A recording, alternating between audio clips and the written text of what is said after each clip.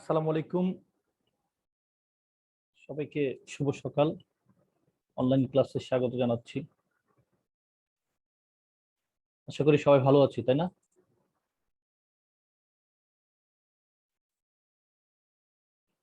Online ক্লাসে স্বাগতম সবাইকে, আবার একবার স্বাগতম জানাচ্ছি।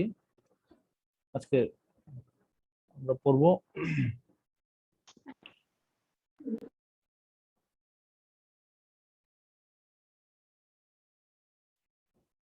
স্বাগতম।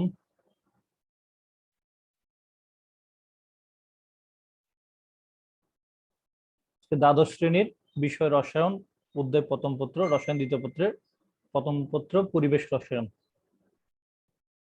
আলোচ্য বিষয় হচ্ছে, আজকে আলোচনা করব গ্যাসের গতিতত্ত্ব, আদর্শ গ্যাস, বাস্তব গ্যাস, আদর্শ গ্যাসের আচরণ থেকে বাস্তব গ্যাসের বিচ্যুতি, গ্যাস তরলীকরণ। এগুলো আমাদের সিলেবাস আছে, শর্ট সিলেবাসে আছে, তাই আমি এই ক্লাসগুলো করব। আমরা আদর্শ গ্যাসের গতিতত্ত্ব,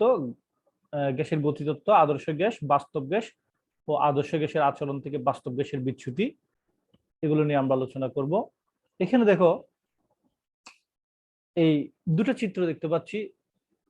এই দুটো চিত্রের মধ্যে একটু খেয়াল করো তোমরা, গ্যাসের অণুগুলো একদম এলোমেলো ভাবে আছে, বিভিন্ন দিকে ছোটাছুটি করতেছে। তারপর হচ্ছে একজনের সাথে আরেকজনের কোনো আকর্ষণ নেই।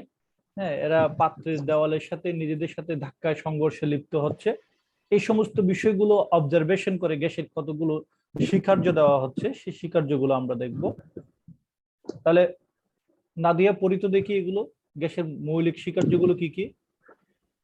গ্যাসের গতিতত্ত্বের মৌলিক স্বীকার্য। আণবিক স্বীকার্য এক, প্রতিটি গ্যাসে অসংখ্য সূক্ষ্ম কণা আছে, কণাগুলোকে অণু বলে। হুয়াই হুয়াই কে? এই তুমি অফ করো। হুয়াই কে? হুয়াই, হুয়াইটা কই? মিট করি। ওকে, হ্যাঁ পড়ো, এখন পড়ো। 3 গ্যাস অণুগুলো সম্পূর্ণ স্থিতিস্থাপক। 4 গ্যাসের সংকোচনশীলতা উচ্চ। 5 অণুগুলোর মধ্যে কোনো আকর্ষণ বা বিকর্ষণ নাই।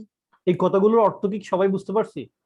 গ্যাস অসংখ্য ক্ষুদ্র ক্ষুদ্র কণা নিয়ে গঠিত, যে এরকম ক্ষুদ্র ক্ষুদ্র কণা নিয়ে গঠিত, এটা একটা 1 নম্বর কথা। তারপর হচ্ছে 2 নম্বর কথা হচ্ছে কি, গ্যাসের অণুগুলোর ভর সমান, অর্থাৎ যতগুলো ছোট ছোট অণু আছে সবগুলো অণুর ভর সমান।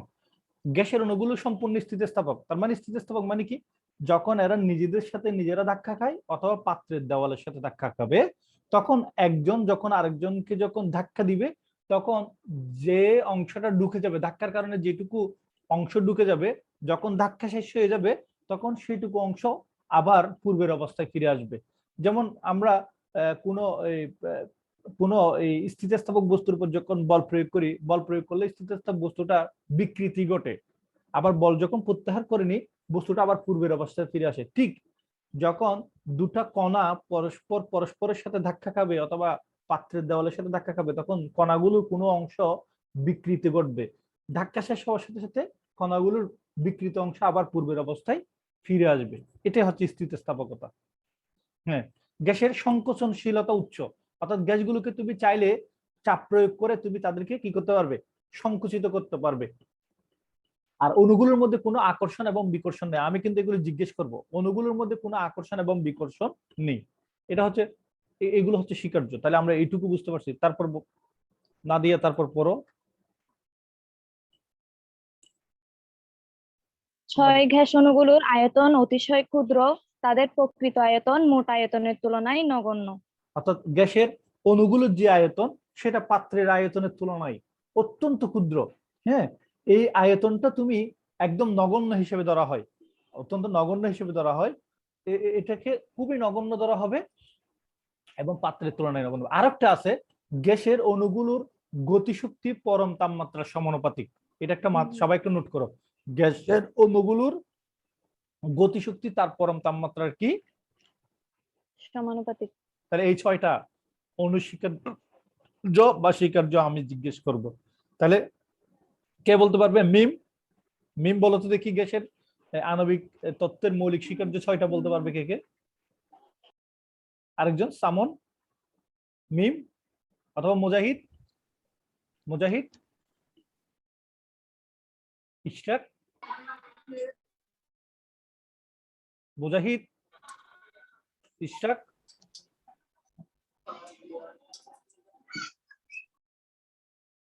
কে বলবে? কে বলবে? মুজাহিদ বলতে পারবে না? মিম গতিতত্ত্বের মৌলিক স্বীকার্য। হ্যাঁ বলো। আণবিক স্বীকার্য। প্রতিটি গ্যাসের অসংখ্য সূক্ষ্ম কণা আছে, কণাগুলোকে অণু বলে। 2, নির্দিষ্ট গ্যাসের অণুগুলোর পড়তে বলি নাই, আমি বলছি ভর যে সমান। আমি পড়তে 3, বলি নাই, গ্যাসের অণুগুলো সম্পূর্ণ স্থিতিস্থাপ। আমি পড়তে বলি নাই, যেগুলো বলছি এগুলো মুখে মুখে কে বলতে পারবে, ব্যাখ্যা কে করতে পারবে? তো আমি বলছি যেগুলো বলছি এগুলো কি তোমার মনের মধ্যে গেঁথেছে যে ওমা ব্যাখ্যা তো এখন পারবো না, দেখি না এটা আছে। এমনি যা বুঝছো তাই বলো, যে কয়টা মনে আছে সেই কয়টাই বলো। কে বলতে পারবে? যতটুকু মনে আছে। তার মানে ক্লাসে মনোযোগী না। ওকে, ক্লাসে মনোযোগী না, কেউ মনোযোগী না, ক্লাসে মনোযোগী না। মুজাহিদ, ইশাক, এর অণুগুলো স্থিতিস্থাপক। তারপর ঠিক আছে তো। সংরক্ষণশীলতা, সংকোচনশীলতা, সমান। ওকে ঠিক আছে, এটা মুখস্থ করে রাখো। আকর্ষণ বিকর্ষণ নেই। আকর্ষণ বিকর্ষণ নেই, ভেরি গুড। ওকে আচ্ছা আর দেখো হচ্ছে কোন আকর্ষণ এখন পড়ো, এখন শারমিন পড়ো, এগুলো পড়ো শারমিন, বা বিকর্ষণ বল নেই। শারমিন পড়ো। অণুর গতি সংক্রান্ত স্বীকার্য। হুম অণুগুলো সর্বদা ছুটাছুটি করে। একটি অণু অপর একটি অণু বা দেওয়ালের সাথে সব সংঘর্ষের পূর্বে সরলরেখায় চলে। হুম আর আধারের দেওয়ালে অনবরত সংঘর্ষের ফলে চাপের সৃষ্টি হয়। হুম গ্যাস অণুগুলোর মোট গতিশক্তি ওই গ্যাসের পরম তাপমাত্রার সমানুপাতিক। তার মানে এখান থেকে বোঝানো হচ্ছে গ্যাসের অণুগুলো পরস্পর দিকে বিভিন্ন দিকে ছোটাছুটি করবে এবং এরা নিজেরা নিজেদের মধ্যে সংঘর্ষে লিপ্ত হবে এবং পাত্রের দেওয়ালের সাথে সংঘর্ষ হবে। তারপর হচ্ছে এই পাত্রের দেওয়ালের সাথে যখন সংঘর্ষে লিপ্ত হবে সেখানে একটা চাপ প্রয়োগ করবে। তারপর হচ্ছে গ্যাসের অণুগুলোর মোট গতিশক্তি ওই গ্যাসের পরম তাপমাত্রার সমানুপাতিক হবে। এগুলো হচ্ছে এই সম্পর্ক। তাহলে আমি 9টা স্বীকার্য করছি, এই 9টা স্বীকার্য আমি সবার কাছ থেকে আগামী দিন জিজ্ঞেস করব। ওকে, বলতে পারবো সবাই? এই 9টা স্বীকার্য কি আগামী দিন বলতে পারবো সবাই? জি স্যার। Okay thank you. আচ্ছা এখন আমরা গ্যাসের গতিতত্ত্বের এই স্বীকার্য থেকে আমরা কি বলতে পারবো? দেখো এই স্বীকার্য থেকে আমরা গতিতত্ত্বের স্বীকার্য থেকে গতিতত্ত্বের সমীকরণ বের করতে পারবো। হ্যাঁ দেখো আমরা গতিতত্ত্বের স্বীকার্যে গ্যাসের গতিতত্ত্ব অনুসারে আমরা কোনো পাত্রে কিছু পরিমাণ গ্যাস রাখলে গ্যাসের অণুগুলো অবিরাম গতিতে পাত্রের দেওয়ালে ধাক্কা দিবে। এটা আমরা দেখছি না? ফলে চাপের সৃষ্টি হবে। এই যে কিছুক্ষণ আগে যেটা বলছি, যে আমরা স্বীকার্য কিছুক্ষণ আগে একটা স্বীকার্য পড়ছি না, এই স্বীকার্য অবিরাম পাত্রের দেওয়ালের সাথে সংঘর্ষে লিপ্ত হচ্ছে এবং সংঘর্ষের ফলে পাত্রের দেওয়ালে চাপ প্রয়োগ করতেছে। এই চাপের ফলে যে গতিশক্তি তৈরি হচ্ছে সেই গতিশক্তির হচ্ছে পরম তাপমাত্রা সমানুপাতিক। এগুলো আমরা পড়ছি। তাহলে গ্যাসের গতিতত্ত্ব অনুসারে কোনো পাত্রে হ্যাঁ সবাই একটু অফ করে মিউট করি সবাই। গ্যাসের গতিতত্ত্ব অনুসারে কোনো পাত্রে কিছু পরিমাণ গ্যাস রাখলে গ্যাসের অণুগুলো অবিরাম গতিতে পাত্রের দেওয়ালে ধাক্কা দেয়, ফলে চাপের সৃষ্টি হয়। গ্যাসের অণুগুলোর বর্গমূল গড় বর্গবেগ ব্যবহার করে এই সংঘর্ষের হার এবং প্রতি সংঘর্ষে প্রযুক্ত বল হিসাব করে দেওয়ালে সৃষ্ট চাপের জন্য নিম্নোক্ত সমীকরণ উপপাদন করা যায়। এটা আমরা করছি, পূর্বের ক্লাসে করছি না? PV = 1/3 mc² করছিলাম না আগের ক্লাসগুলোতে দেখবা PV = 1/3 mc² করছিলাম আমরা। তাহলে এই PV = 1/3 mc², এটা আমরা গ্যাসের চাপগুলো থেকে আমরা করছিলাম। তাহলে এখন এখানে পি হচ্ছে কি গ্যাসের চাপ, বি হচ্ছে আয়তন, এন হচ্ছে গ্যাসের অণুর সংখ্যা, এম হচ্ছে প্রতিটি গ্যাসের অণুর ভর, সি হচ্ছে বর্গমূল গড় বর্গবেগ। তাহলে আমরা PV = 1/3 mc² দিলে এখন আমি এই যে এখানে একটা 2 দিলাম, তাহলে এখানে কি 2 ছিল? এখানে যে আমি একটা 2 দিলাম এই জায়গায় এসে ছিল না। ছিল না, তাই আমাকে 2 একটা ভাগ আকারে দিতে হচ্ছে, তাহলে ভাগ আকারে দিলাম, তাহলে পরিবর্তনটা বোঝা যাচ্ছে না। এখন m ইনটু n, m হচ্ছে একটা অণুর ভর, n হচ্ছে অণুর সংখ্যা, তাহলে এই দুটোকে গুণ করলে আমরা কি পাওয়া যাবে, মোট অণুর ভর পাবো, মোট অণুর ভর পাবো। এই যে এটা হচ্ছে প্রতিটি অণুর ভর, আর এটা হচ্ছে অণুর সংখ্যা, এই দুটোকে গুণ করলে কি হয়ে যাবে, মোট ভর হয়ে যাবে। তাহলে mc², আমরা এখানে mc², তাহলে হাফ mb² ইকুয়াল টু আমরা কি জানি, তাহলে এখান থেকে আমরা কি লিখতে পারি, pv সমান 2 হাফ mc²।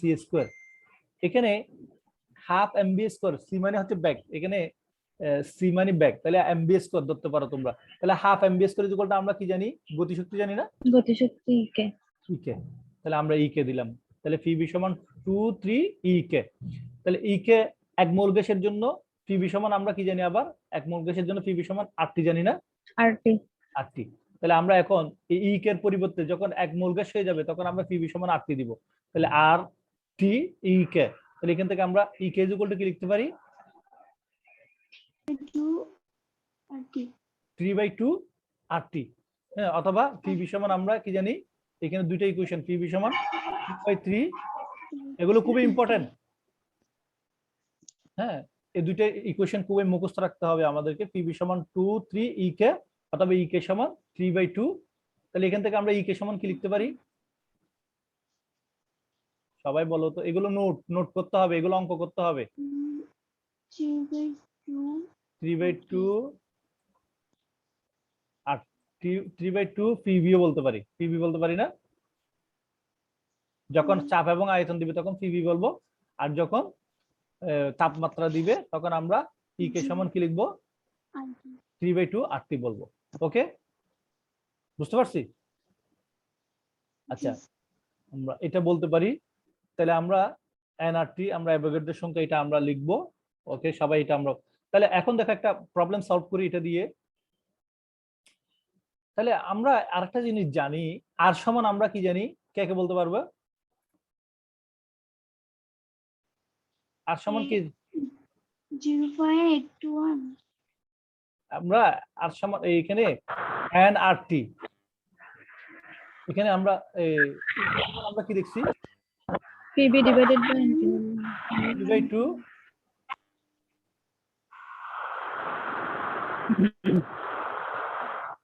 RT, 3/2 RT। এখন এখানে যদি তোমার এখানে এটা হচ্ছে মুজাহিদ, জি স্যার। ইয়া করো, সাউন্ড আসছে, মিউট করো। আচ্ছা, আমরা এখানে এটা এক মোলের জন্য জানি, এখন এক মোল না হয় যদি আমার যদি মোল সংখ্যা ভিন্ন হয় তখন আমরা মোল সংখ্যা কিভাবে বের করব, n divide by na, na মানে হচ্ছে এখানে অ্যাভোগাড্রোর সংখ্যা, na মানে হচ্ছে অ্যাভোগাড্রোর সংখ্যা, আর n মানে হচ্ছে তোমার অণুর সংখ্যা, অণুর সংখ্যা দেওয়া আছে, এবং তোমার কি দেওয়া আছে, এই কি বলে যে অ্যাভোগাড্রোর সংখ্যা দেওয়া আছে, তখন তুমি যত মোল সেই মোলের জন্য তুমি হিসাব করতে পারবে। তাহলে আমরা এখন লিখবো কি, এখানে লিখবো কি, 25 ডিগ্রি সেলসিয়াস তাপমাত্রায় কার্বন ডাই অক্সাইডের এক অণু বলছে, এখানে খেয়াল করতে হবে, অণু যখন বলবে, আমার কথা বুঝতে পারছো, মোল বললে তখন আমরা এক মোল বললে তখন আমরা কোন সূত্রটা ব্যবহার করব, মোল দিলে কোন সূত্রটা ব্যবহার করব, 3/2 RT। হ্যাঁ, আর যদি n মোল বলে তাহলে এখানে একটা n গুণ করে দিব শুধু, ঠিক আছে। আর যদি অণু বলে তখন আমরা এই nটাকে অণুতে নিয়ে যাব, n সমান আমরা অণুতে নিয়ে যাওয়ার সূত্র হচ্ছে n ডিভাইড বাই অ্যাভোগাড্রোর সংখ্যা, n ডিভাইড বাই অ্যাভোগাড্রোর সংখ্যা। তাহলে এখন আমরা এই যে এখানে এক অণু দেওয়া আছে, এক অণু n এর মান 1, এখানে n এর মান 1, n এর মান 1, তাহলে অ্যাভোগাড্রোর সংখ্যা দেওয়া আছে, তাহলে আমরা এই ইকুয়েশনটা করতে পারি, K equal to 3nRT divide by 2na। খুবই ইম্পর্টেন্ট এগুলো, এই যে এখানে n এর মানটা বসাইছি শুধু, আমরা কে ইকুয়াল টু কি জানি, 3/2nRT, তো এই n এর মান হচ্ছে কি n/na, এখানে na মানে হচ্ছে অ্যাভোগাড্রোর সংখ্যা, n মানে হচ্ছে কত অণু বলছে, এখানে এক অণু, ঠিক আছে, বুঝতে পারছি? অঙ্কগুলো আসবে, সবাইকে অঙ্কগুলো করতে হবে। তাহলে 25 ডিগ্রি সেলসিয়াস তাপমাত্রা, এখানে সব তাপমাত্রাকে আমাকে পরম তাপমাত্রা নিয়ে যেতে হবে, অর্থাৎ এটা 225 ডিগ্রি কেলভিন তাপমাত্রা নিয়ে গেলাম। তারপর কার্বন ডাই অক্সাইডের এক অণু যখন বলছে তাহলে n এর মান 1 অণু, গতিশক্তি নির্ণয় করতে বলছে ই কে, আর গ্যাসের গতিশক্তির সমীকরণ নির্ণয় করো। হ্যাঁ, তাহলে এই যে ই কে নির্ণয় করছে আমরা, এটা আমাদের পারবো আমরা সবাই। আচ্ছা, গ্যাসের বিভিন্ন প্রকার আণবিক গড় বেগ কাকে বলা হয়? গ্যাসের অণুসমূহের বিভিন্ন গতিবেগের পাটিগণিতীয় গড়কে গড় গতিবেগ বলা হয়। দেখো এখানে n সংখ্যক অণু আছে, প্রত্যেকটা অণুর এক একটা করে বেগ আছে, সবগুলো অণুর বেগগুলোকে যোগ করে অণু সংখ্যা দিয়ে ভাগ করবো, এটাকে বলা হবে গড় বেগ। এটাকে কি বলা হবে? গড় বেগ। আর সম্ভাব্য গড় বেগের রাশিমালা কি? সম্ভাব্য গড় বেগের রাশিমালা হচ্ছে বর্গমূল। দেখো কোন গ্যাসের অণুসমূহের বিভিন্ন গতিবেগের মধ্যে যে বেগটি সর্বাধিক, যে বেগটি, অনেকগুলো অণু আছে তার মধ্যে যে বেগটা সর্বাধিক, হ্যাঁ, বর্তমান থাকে, তাকে সম্ভাব্যতম বেগ বলা হয়। এটা মাঝে মধ্যে আসে এগুলো। তারপর হচ্ছে এখান থেকে a = √3/2RT/m। m মানে হচ্ছে গ্যাসের আণবিক ভর, টি মানে হচ্ছে পরম তাপমাত্রা, আর মানে হচ্ছে মোলার গ্যাস ধ্রুবক, তাহলে আমরা জানি। আর বর্গমূল গড় বর্গবেগ, কোন গ্যাসের অণুসমূহের বিভিন্ন গতিবেগের বর্গের গড় মান, এগুলো আমরা আগেও পড়াইছি না? কোন গ্যাসের অণুসমূহের বিভিন্ন গতিবেগের বর্গের গড় মান গ্রহণ করে তার বর্গমূল করলে, দেখো আমি মনে করি একটা গ্যাস আছে, এখানে n সংখ্যক অণু আছে, প্রত্যেকটা অণুর আমি বেগ বের করলাম, C1 C2 C3 C4, এভাবে সবগুলো অণুর বেগগুলোকে আমি কি করলাম? বর্গ করলাম। বর্গ করার পর সমষ্টি নিলাম, সমষ্টি নেওয়ার পরে তোমার বর্গমূল নিলাম, এটাকে বলা হবে বর্গ বেগ গড়। এখন এই যে বর্গ বেগ যে গড়টা নিলাম সেটার আমি বর্গমূল নিলাম, এটাকে বলা হবে বর্গমূল গড় বর্গবেগ। তাহলে আমি n সংখ্যক অণু থাকলে প্রত্যেকটা অণুর প্রথমে বেগ নিব, বেগগুলোর বর্গ করব, বর্গগুলোর সমষ্টি নিব, সমষ্টি নেওয়ার পরে যতটা অণু আছে তত দিয়ে ভাগ করবো, তাহলে এটা হবে গড় বর্গবেগ। এটা হবে কি? গড় বর্গবেগ। এখন এই গড় বর্গবেগকে যখন আমি বর্গমূল নিব তখন এটা হবে গড় বর্গমূল গড় বর্গবেগ। খুবই ইম্পর্টেন্ট টপিকস এগুলো, খুবই ইম্পর্টেন্ট। তাহলে গ্যাসের বর্গমূল গড় বর্গবেগের সমীকরণ কি হবে আমরা এখন দেখি। এখান থেকে আমি বারবার বলতেছি এগুলো কিন্তু কিভাবে আসছে এটা দেখার বিষয় না, সমীকরণগুলো অত্যন্ত মুখস্থ রাখতে হবে। PV = 1/3 mnc², আমরা দেখছি এটা। তাহলে এখান থেকে আমি এই mnc² যখন আমি 1/3 mnc² PV দিব, তাহলে C হচ্ছে কি? বর্গমূল গড় বর্গবেগ। এখন C² কি হবে? তাহলে 3 PV mn। তাহলে C সমান আমরা কি পাচ্ছি? C সমান কি পাচ্ছি? C সমান কি পাবো? √3 PV mn। আবার PV সমান আমরা কি জানি? RT না? PV সমান কি জানি? তাহলে আমি PV সমান RT বসাবো। আবার mn সমান কি? মোট বেগ না? mn সমান কি? মোট ভর না? mn সমান হচ্ছে কি? m মানে হচ্ছে একটা অণুর ভর, n মানে হচ্ছে অণুর সংখ্যা। তাহলে অণুর সংখ্যাকে একটা অণুর ভর দিয়ে, কারণ প্রতিটা অণুর ভর সমান, তাহলে গুণ করলে যেটা পাওয়া যাবে সেটা হচ্ছে গ্যাসের মোট ভর। আর PV সমান RT। তাহলে এগুলো যদি আমি এখানে বসাই তাহলে C সমান কি পাচ্ছি? C সমান কি পাচ্ছি?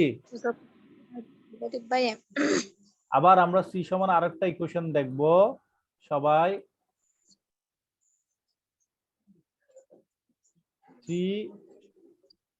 কে কি বলা হয়? কার ধ্রুবক বলা হয়? মনে আছে? বোল্টজম্যান ধ্রুবক। এটা কি বলা হবে? বোল্টজম্যান ধ্রুবক। 3kT/m, এটাও করতে হবে বোল্টজম্যান ধ্রুবক দিয়ে, আমি আগেও করাইছি এগুলো। তাহলে গ্যাসের বর্গ, দেখো তাহলে আমি বর্গমূল গড় বর্গবেগ বের করার সমীকরণ কি পেয়েছি? একটা C সমান √3 PV/m, PV/m। আবার একটা পাচ্ছি কি? C সমান √3 RT/m। ওকে, নোট, এগুলো সবাই নোট করো পাশে। তাহলে আমি আরেকটা অঙ্ক করবো এখন। এখান থেকে 1000 ডিগ্রি সেলসিয়াস তাপমাত্রায় কার্বন ডাই অক্সাইডের বর্গমূল গড় বর্গবেগ নির্ণয় করো। তাহলে তাপমাত্রাকে আমার সবসময় এই তাপমাত্রাগুলোকে কিসে নিতে হবে? পরম তাপমাত্রা নিতে হবে। তাহলে পরম তাপমাত্রা নিলে কত হবে? দেখো এইখানে যত অঙ্ক সমাধান করব, সব অঙ্ক সমাধান করার সময় আমাদেরকে তাপমাত্রা যদি দেওয়া থাকে ডিগ্রি সেলসিয়াসে দিলেও সেটাকে আমাকে পরম তাপমাত্রায় নিয়ে যেতে হবে। এটা আমাদের কিন্তু একদম ইম্পর্টেন্ট একটা জিনিস। তাহলে পরম তাপমাত্রা নিতে হবে। তাহলে আমি আমাদের বের করতে বলছি কি, গড় বর্গমূল গড় বর্গবেগ অর্থাৎ সি বের করতে বলছে। তাহলে আমাদের সি সমীকরণ কি জানা আছে, √3RT ডিভাইড বাই এম। যেহেতু এটা কার্বন ডাইঅক্সাইডের এম কত হবে, আণবিক ভর কত হবে, 44। 44 হচ্ছে আণবিক ভর।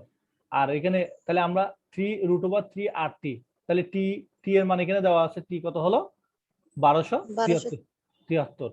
আর এম এর মান আমরা এখান থেকে বের করব যেহেতু কার্বন ডাইঅক্সাইড বলছে। আর আর এর মান তো আমরা জানি 8.3134।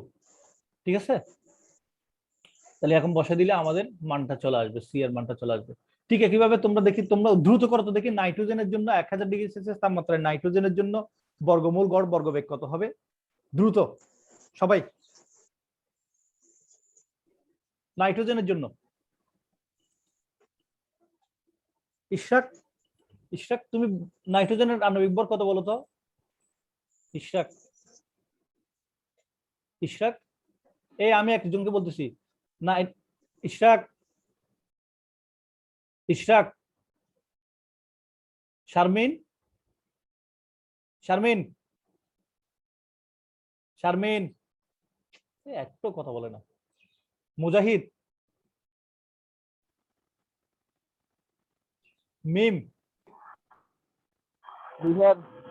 মুজাহিদ তুমি মিথেনের জন্য করো, মিথেনের জন্য, মিথেনের মিথেনের বর্গমূল গড় বর্গবেগ বের করো 1000°C তাপমাত্রায় মিথেনের। নাদিয়া, নাদিয়া করবে হচ্ছে ক্লোরিনের। নাদিয়া, নাদিয়া তুমি ক্লোরিনের। ক্লোরিন নাকি ফ্লোরিন? ক্লোরিন, ক্লোরিন, এই যে ক্লোরিন। আর মিথেন হচ্ছে মুজাহিদ। আর শারমিন হচ্ছে অক্সিজেন, শারমিন অক্সিজেন। মিম, হ্যাঁ মিম, মিম হচ্ছে নাইট্রোজেন। মিম, মিম,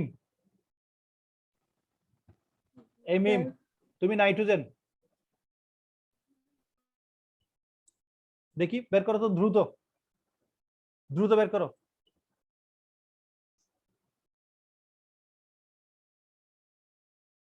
ইশরাক, ইশরাক শুনতে পাচ্ছে না? ইশরাক, এই ইশরাক, ইশরাক, Yes, sir. হ্যাঁ তুমি মিথেনের জন্য করো। ঠিক আছে। আর আর কি আছে? পায়েল, পায়েল, পায়েল, স্যার। হ্যাঁ তুমি ক্লোরিনের জন্য করো।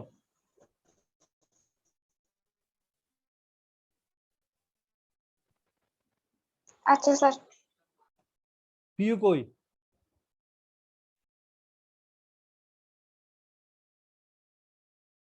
দ্রুত করো।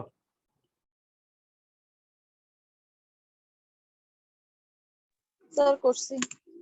হ্যাঁ তাহলে আমি একটু করছি, তুমি শেয়ার করো।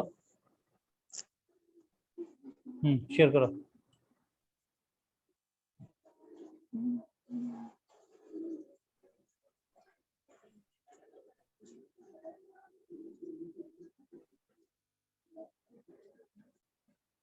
শেয়ার করো।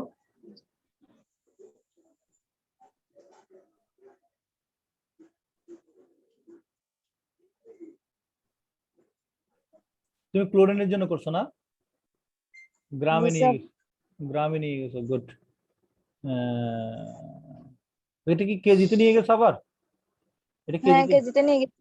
আচ্ছা আচ্ছা, তাহলে কে এসআই একাকে নিয়ে গেছো, গুড। আচ্ছা 8.314 1273, ওকে ঠিক আছে। তারপর হ্যাঁ, আর কেউ? আর মুজাহিদ করছে? মুজাহিদ, আর কেউ করছে? শারমিন,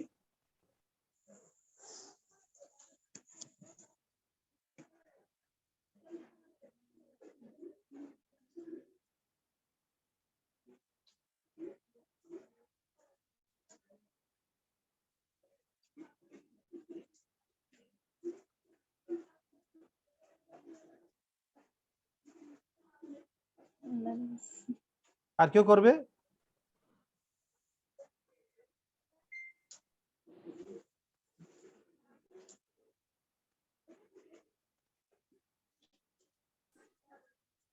ওকে আমি লেকচারে চলে যাচ্ছি, তোমরা করলে আমাকে জানাইও।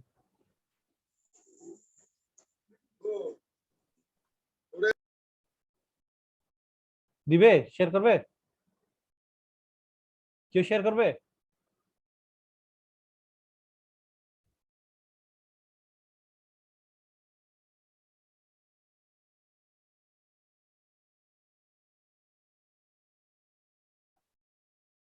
ওকে, আচ্ছা। এবার দেখো, গ্যাসের গতিতত্ত্ব থেকে বিভিন্ন সূত্রগুলো প্রতিপাদন করা যায়। আমরা এগুলো আমাদের প্রয়োজন নেই, জাস্ট আমি এমনি স্লাইড গুলো দিচ্ছি, তোমরা এগুলো দেখে নিবা। স্লাইড গুলো আমি দেখাচ্ছি, জাস্ট দেখাচ্ছি, আর কিছু করব না। এটা তোমরা দেখে নিবা যে গ্যাসের বিভিন্ন গতিতত্ত্বের স্বীকার্যতা অর্থাৎ ফিবি সমান 1/3 mNc স্কোয়ার থেকে বয়েলের সূত্র, সার্লসের সূত্র, তারপর হচ্ছে গ্যাস ব্যাপন সূত্র, ডাল্টনের আংশিক চাপ সূত্র, এগুলো প্রমাণ করা যায়। এগুলো আমাদের আসবে না কোথাও, আমরা জাস্ট এমনি একটু দেখালাম, দেখে নিও। সার্লসের সূত্র কিভাবে প্রতিপাদন করা যায় এটাও একটু দেখালাম, জাস্ট তোমরা স্লাইডটা দেখলে বুঝতে পারবা। এখন দেখো, আমাদের মেইন টপিকস হচ্ছে আদর্শ গ্যাস ও বাস্তব গ্যাস। আচ্ছা বলো তো, কে বলতে পারবে আদর্শ গ্যাস কাকে বলে? যে সকল gas PV equal to nRT সমীকরণ মেনে চলে। গুড। তা যারা মেনে চলবে না তাদেরকে কি বলা হবে? বাস্তব গ্যাস। তাহলে যারা ফি বিষমান স্যার এনআরটি, করছি তো। হ্যাঁ করলে তুমি শেয়ার করবে? স্যার আপনি বললে করবো আর কি। আচ্ছা এখন রাখো, আমি পরে শেয়ার করব, একদম লাস্টে শেয়ার করব, কেমন? আচ্ছা, আদর্শ গ্যাস তাহলে ফি বিষমান এনআরটি সূত্র মেনে চলা মানে কি? বয়েল, সার্লস এবং চাপীয় সূত্র মেনে চলা। বয়েল, সার্লস এবং কি চাপীয় সূত্র মেনে চলা। তাহলে তাহলে ফি বিষমান এনআরটি সূত্রটা যারা মেনে চলবে তারাই হচ্ছে কি আদর্শ গ্যাস, আর যারা মেনে চলবে না তারা হচ্ছে বাস্তব গ্যাস। আচ্ছা তাহলে আদর্শ গ্যাস কি? ইশরাক পড়ো।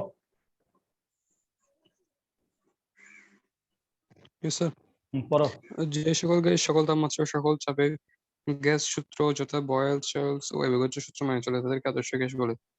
আদর্শ gas PV equals to nRT সূত্র যদি নিশ্চিত হয়। আদর্শ গ্যাস পাওয়ার জন্য একটি বিকল্প শর্ত ব্যবহার করা যায়, তা হলো যে সকল গ্যাসের ক্ষেত্রে স্থির তাপমাত্রা অভ্যন্তরীণ শক্তি আয়তনের উপর নির্ভরশীল নয় তাদেরকে আদর্শ গ্যাস বলে। অর্থাৎ আদর্শ গ্যাসের ক্ষেত্রে ডি ডিভাইডেড বাই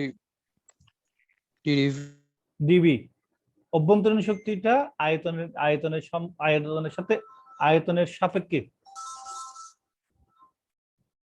অভ্যন্তরীণ শক্তিটা অভ্যন্তরীণ বাস্তবে শক্তিটা বাস্তবে অভ্যন্তরীণ শক্তিটা আয়তনের বাস্তবে কোনো সাপেক্ষে। গ্যাস ওই আদর্শ হ্যাঁ আদর্শ গ্যাস একটি কাল্পনিক ধারণা মাত্র। হ্যাঁ, কাল্পনিক ধারণা মাত্র। হ্যাঁ, তাহলে অর্থাৎ আদর্শ গ্যাসের অভ্যন্তরীণ শক্তিটা আয়তনের উপর ডিপেন্ড করে না। এটা হচ্ছে বয়েল, সার্লস এবং চাপীয় সূত্রগুলো, অ্যাভোগাড্রোর সূত্রগুলো মেনে চলবে। এটাকে নিয়ন্ত্রণ করার জন্য যে সূত্রটা, সেটাকে বলা হয় আদর্শ সমীকরণ, পিভি সমান এনআরটি।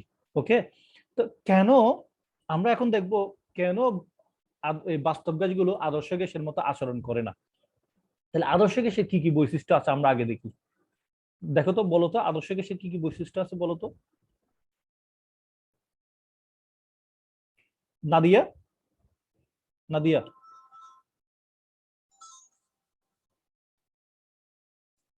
বলো তো নাদিয়া। আদর্শ গ্যাসের বৈশিষ্ট্য: হুম এক, স্থির তাপমাত্রায় চাপ ও আয়তনের গুণফল ধ্রুবক থাকে। সুতরাং যদি স্থির তাপমাত্রায় পিভি বনাম পি লেখচিত্র অঙ্কন করা যায় তবে তাপকের সমান্তরাল একটি রেখা হবে। হ্যাঁ, তাহলে দুই, চাপ ও দেখো আমরা দেখছিলাম না বয়েলের সূত্রে পিভি সমান ধ্রুবক হয়ে এসেছিল না? এটা কিন্তু দেখো আদর্শ গ্যাস কিন্তু বয়েলের সূত্র মেনে চলবে বলছে। তাহলে এই জন্য পিভি বনাম লেখচিত্রটা কি হবে? সবসময় ধ্রুবক হবে। তারপর হ্যাঁ, তারপর বলো। চাপ অপরিবর্তিত রেখে গ্যাসের তাপমাত্রা 0°C হতে -230°C পর্যন্ত কমালে গ্যাসের আয়তন কি হবে? 0 হবে। কিন্তু প্রকৃতপক্ষে কোন গ্যাসের আয়তন কি হয় না? 0 হয় না। আদর্শ গ্যাসের আয়তন কিন্তু তাত্ত্বিকভাবে কি হচ্ছে? 0 হচ্ছে। গ্যাসটি যদি বাহ্যিক কাজ না করে প্রসারিত হয় তখন কোনো তাপীয় পরিবর্তন হয় না। হ্যাঁ, এটা কিন্তু রুদ্ধতাপীয় প্রক্রিয়া ছিল, তাপীয় পরিবর্তন হয় না। তাহলে গ্যাসটি যদি বাহ্যিক কাজ না করে প্রসারিত হয় তখন কোনো তাপীয় পরিবর্তন হয় না। আসলে এটা প্রকৃতপক্ষে এটা হয় না। কিন্তু স্থির তাপমাত্রায় আদর্শ গ্যাসের আয়তন পরিবর্তন হলো, এদের অভ্যন্তরীণ শক্তির কোনো পরিবর্তন হয় না। তাহলে স্থির তাপমাত্রা যখন স্থির রাখা হবে, আদর্শ গ্যাসের আয়তন পরিবর্তন হলো, এদের অভ্যন্তরীণ শক্তির কোনো কি হবে না? পরিবর্তন হবে না। এগুলো কিন্তু আসবে, আমি বারবার বলতেছি, এগুলো বইয়ের মধ্যে এত সাজিয়ে দেওয়া নেই, বাট তোমাদের পড়তে হবে।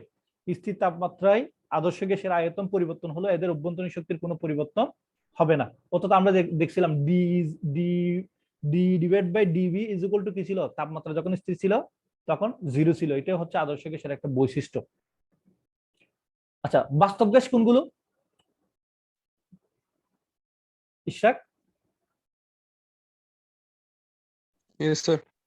বাস্তব গ্যাস কোনগুলো? স্যার যেগুলো পিকিউ সমীকরণ মেনে চলে। পি সমান এনআরটি সূত্র মেনে চলে, তারা হচ্ছে কি, তারা বাস্তব গ্যাস? না দিয়ে বলো তো। না, তারা তো আদর্শ যারা গ্যাস। মেনে চলে না তারাই বাস্তব গ্যাস। বাস্তব গ্যাস, ওকে। তাহলে এখন মেনে চলে না, তাহলে পড়ো তো দেখি, ইশরাক পড়ো।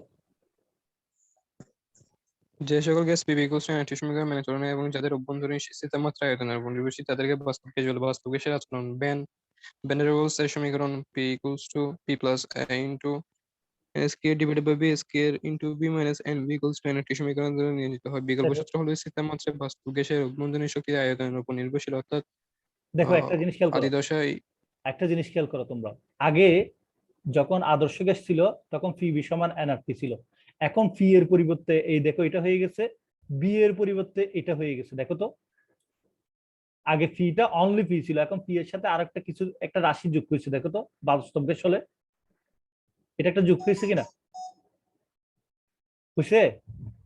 আর বি থেকে কিছু একটা বি হয়ে যাচ্ছে, দেখো তো। তাহলে এখানে দেখো চাপের একটা সমস্যা, আয়তনের একটা সমস্যা, এই দুইটা সমস্যার কারণে আদর্শ গ্যাস থেকে বিচ্যুত হচ্ছে বাস্তব গ্যাসগুলো। বাস্তব গ্যাসগুলো আদর্শ গ্যাসের মতো আচরণ করতেছে না, কয়টা কারণে? দেখো চাপের সাথে কিছু একটা যোগ হচ্ছে, আয়তন থেকে কিছু একটা বিয়োগ হচ্ছে। তাহলে চাপজনিত একটা সমস্যা আছে, আয়তনজনিত একটা সমস্যা আছে, এই দুইটা সমস্যার কারণে বাস্তব গ্যাসগুলো আদর্শ গ্যাসের মতো আচরণ করতেছে না, তাই না? তাহলে কি আমরা আগে দেখছিলাম কি, অভ্যন্তরীণ শক্তিটা আয়তন পরিবর্তনের উপর নির্ভরশীল নয় যখন তাপমাত্রা স্থির ছিল আদর্শ গ্যাসের ক্ষেত্রে। এখন কিন্তু অভ্যন্তরীণ শক্তিটা তাপমাত্রা পরিবর্তনের উপর নির্ভরশীল। তাহলে বাস্তবে যে সমস্ত আমরা গ্যাস পাই, hydrogen, oxygen, nitrogen, carbon dioxide, এরা সবাই কি বাস্তব গ্যাস। এরা কিন্তু পিভি সমান এনআরটি সূত্রটা মেনে চলবে না। এদের চাপ দেখো, চাপজনিত একটা সমস্যা এবং ওই যে মৌলিক স্বীকার্যের মধ্যে যেটা বলছিলাম, চাপের কথা বলছিলাম, গ্যাসের অণুগুলোর মধ্যে কোনো আকর্ষণ বিকর্ষণ নাই, কোনো আকর্ষণ বিকর্ষণ নাই। তার মানে আকর্ষণ বিকর্ষণ না থাকা মানে কি, একটা আকর্ষণ বিকর্ষণ বল না থাকা, আর বল না থাকলে চাপ না থাকা। তাহলে চাপ দেখো, ওখানে গ্যাসের অণুগুলোর মধ্যে যে আকর্ষণ বিকর্ষণ বলটা ছিল, অর্থাৎ যে চাপটা ছিল, সেটাকে আগ্রাহ্য করা হচ্ছে। কিন্তু প্রকৃতপক্ষে দেখা যাচ্ছে যে দেখো, গ্যাসের অণুগুলোকে যখন প্রচন্ড চাপ প্রয়োগ করা হয় তখন ওই গ্যাস থেকে এটাকে তরলে পরিণত করা যায়। তাহলে গ্যাস থেকে কেমনে তরলে পরিণত করা গেল? নিশ্চয়ই এদের মধ্যে কি আছে, আকর্ষণ এবং বিকর্ষণ রয়েছে। যে আকর্ষণ বিকর্ষণ থাকার কারণে তাদেরকে গ্যাস থেকে তরলে পরিণত করা যাচ্ছে।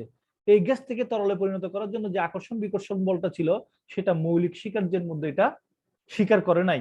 স্বীকার না করার ধরুন এই বাস্তব গ্যাসগুলো আদর্শ গ্যাসের মতো আচরণ করে নাই। আবার আরেকটা স্বীকার্য ছিল কি, গ্যাসের অণুগুলোর আয়তন পাত্রের আয়তনের তুলনায় অত্যন্ত নগণ্য। গ্যাসের অণুগুলোর আয়তন পাত্রের আয়তনের তুলনায় অত্যন্ত নগণ্য।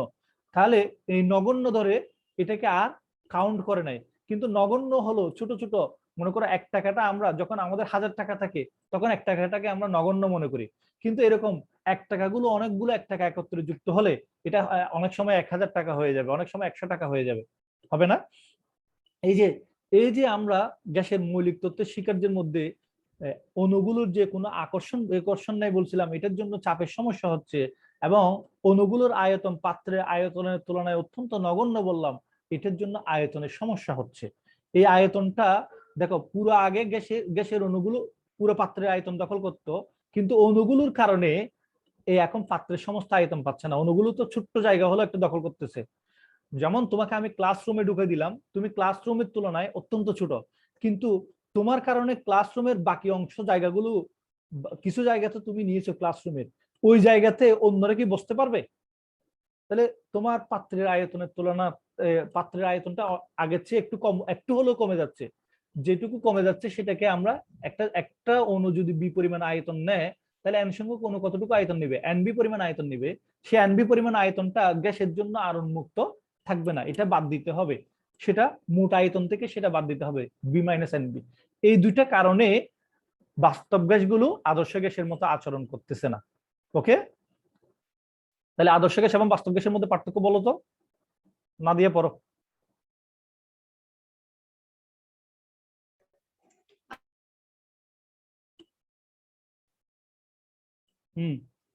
হ্যালো, আকর্ষণ বা বিকর্ষণ বল থাকে না, বাষ্পের মধ্যে আকর্ষণ বা বিকর্ষণ বল বিদ্যমান। গ্যাস দখলকৃত আয়তনের তুলনায় অণুগুলোর মোট আয়তন নগণ্য। গ্যাস দ্বারা দখলকৃত আয়তনের তুলনায় অণুগুলোর নিজস্ব আয়তন নগণ্য নয়। আদর্শ গ্যাস কাল্পনিক, বাস্তব গ্যাসের বাস্তব অস্তিত্ব আছে। আদর্শ গ্যাস PV = nRT এবং ∆E/∆V/T = 0 দুটি মেনে চলে। বাস্তব gas P + n² / V² V - nB = nRT সমীকরণটি মেনে চলে। আদর্শ গ্যাসের বেলায় সংকোচনশীলতা গুণাঙ্ক Z = 1, বাস্তব গ্যাসের বেলায় সংকোচনশীলতা গুণাঙ্ক Z ≠ 1। আজকে এইটুকু পর্যন্ত, কারণ এখানে মুখস্থ করার অনেক বিষয় আছে। এইটুকু সবাই মুখস্থ করবে, মুখস্থ কইরা তারপর আগামীকাল আমরা ক্লাসগুলো খুব সুন্দরভাবে নিতে পারবো। ওকে, জি স্যার। না হলে